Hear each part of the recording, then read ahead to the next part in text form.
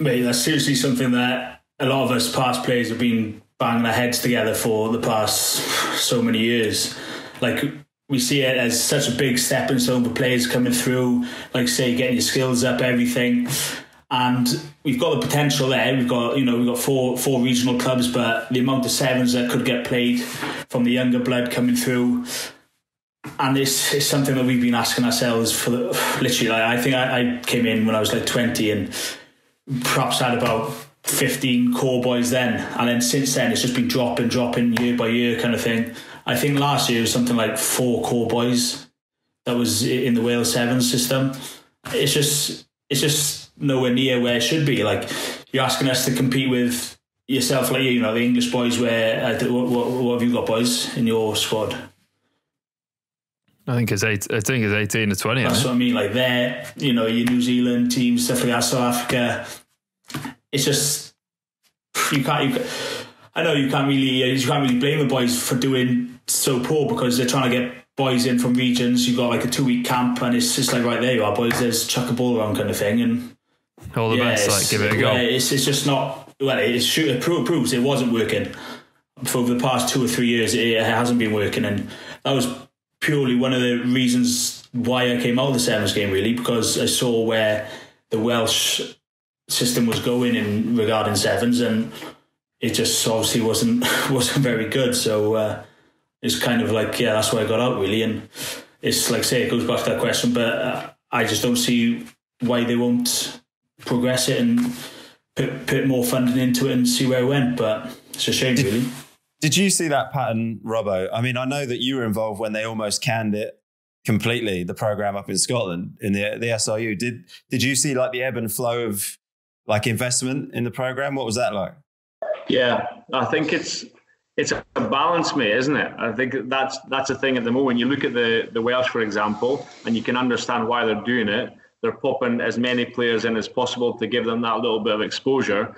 But in all honesty, it can have a detrimental effect. You guys know yourselves. I mean, you came. I actually remember you coming on, Mitch. It was different. You were in a team that was performing at the top, and you get a lot of confidence from that, because you get confidence from winning. And instantly, you're a young player. You come in and you're competing against the best teams. You're beating the best teams. You get a lot of self-confidence. Whereas these players from Wales are coming in, and often they're not winning a game. And yeah, they might score a try or two, but you don't get an awful lot of confidence unless you're winning and really performing as individuals.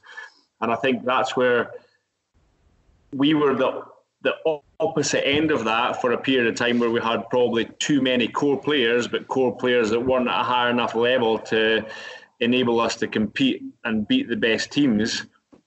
And because of that, we couldn't justify carrying on the programme. And he actually came into us. He came in, the boss came in and said, listen, if you don't win your next 3 games in Hong Kong in 2014, there's no sevens programme. This was going into the last day. There's no sevens programme. Yeah. Fuck it now. You've not got jobs. You know, he came in the change room and said that. We went Sports psychology 101 right there. Yeah, I know. And we went and won the bowl. But we kind of knew that we had to change things. And that was the thing with when Kitty came in. Cal McRae was pretty harsh, but he got rid of quite a few of the core players. And that was where the balance, I think we had probably 5 or 6 core players, and the rest were made up by youngsters, but also guys coming in from the pro teams. And that's where that balance, I think we got it just right. And I think what you were saying there, Chippy, as well, you want to flood youngsters in, but again, you got to get the balance right, because you don't want to flood youngsters in, throw them into this environment that's bloody brutal, in all honesty, and get hammered. And that's where you guys have got such value, because you've got so much experience. You're also top quality, consistent players.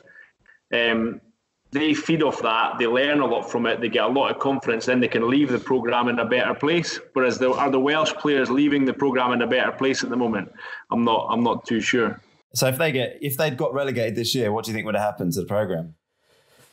Honestly, I think it would have been scrapped, to be honest, because I couldn't see them, the WIU funding money to play, like say, playing the FIRA and stuff like that. And if I'm honest, I couldn't imagine the boys, you know, like Luke Trehans, obviously he's got a doctor certificate and all that, so I couldn't see him thinking, I'm going to dig in for this year now or the next 2 years to try and get them back up, because like, why should he sacrifice that when WRU aren't really sacrificing the money where they should, really?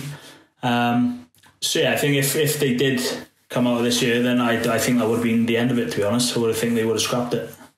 There's so many lads who've played for Wales who've come through the sevens. Oh, so many boys. Loads. Over the past, loads and loads and loads. Yeah, over the past, 5-10 years that it's been there, there's probably bloody 20 odd boys that have come through and played higher levels, kind of thing,